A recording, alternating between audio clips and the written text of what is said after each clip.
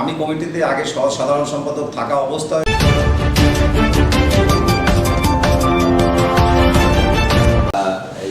আপনি তো আগে সভাপতি ছিলেন না? না, আমি সাধারণ সম্পাদক ছিলাম। আমরা একটু পরিচয় দেন না। আমি মোহাম্মদ মোশাররফ হোসেন। আমি সাধারণ সম্পাদক ছিলাম আপনার গত 2001 থেকে 5 পর্যন্ত। এখন আপনার অনেকে আমরা শুনছি যে আপনার নেতৃত্বে করতে চায় আর কি, যারা আমরা কথা বলছি বিভিন্ন মালিকের সাথে। সাধারণ মালিকরা যদি আমাকে গ্রহণ করে, সাধারণ মালিকরা যদি বলে যে আপনি সভাপতি হন, সেটা সাধারণ মালিকের ব্যাপার, তাদের মতামতের ভিত্তিতে। আমার ইচ্ছার কোনো ব্যাপার নেই, কোনোই নেই। আমার ইচ্ছায় যে আমি সভাপতি হব, আগের মতো যে যাই আমি সভাপতি হব, সেটা আমার কোনো ইচ্ছা নেই।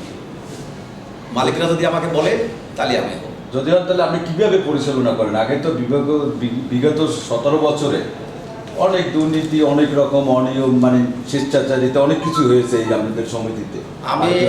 আমি কমিটিতে আগে সাধারণ সম্পাদক থাকা অবস্থায়ও আমি দায়িত্ব পালন করছি। যেভাবে আমার দীর্ঘদিনের অভিজ্ঞতা, আমি প্রায় 38 বছর টার্মিনালে 92 থেকে আমি মালিক সমিতির সদস্য আছি। আমি আগে কীভাবে পরিচালনা করি আপনি সাধারণ মালিকের কাছে জিজ্ঞেস করবেন যে কীভাবে আমি পরিচালনা করতাম, ঠিক সেইভাবেই করব। আমাদের এখানে কোনো চাঁদাবাজি হবে না, আমাদের এখানে কোনো টিকিট ব্লাক হবে না, আমাদের এখানে কোনো মদের ঘর থাকবে না, আমাদের এখানে কোনো টাসের ঘর থাকবে না, আমাদের এখানে কোনো ব্লু ফিল্মের ঘর থাকবে না। এগুলো সব পরিষ্কার থাকবে এবং সুন্দরভাবে সেইভাবে পরিচালনা করার চেষ্টা করবো ইনশাআল্লাহ।